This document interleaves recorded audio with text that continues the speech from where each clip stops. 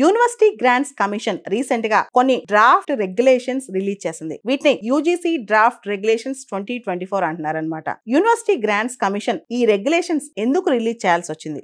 మనకు తెలుసు 2020 national education పాలసీలో చదువు అనేది భిన్నత్వంతో కూడిన, ఫ్లెక్సిబిలిటీతో కూడిన మరియు డిఫరెంట్ డైవర్స్ లెర్నింగ్ నీడ్స్, సమాజం మొత్తం ఒకటే రకమైన లెర్నింగ్ నీడ్తో ఉండదు, దానిలో భిన్నత్వం ఉంటుంది అనమాట. So multi disciplinary, inclusive, flexible, divorce learning needs address చేయడం కోసం కొత్త రెగ్యులేషన్స్ తీసుకురాబోతుంది యూజీసీ. దీనికి సంబంధించి సూచనలు, ఫీడ్బ్యాక్ మన నుంచి ఆశిస్తుంది కూడా.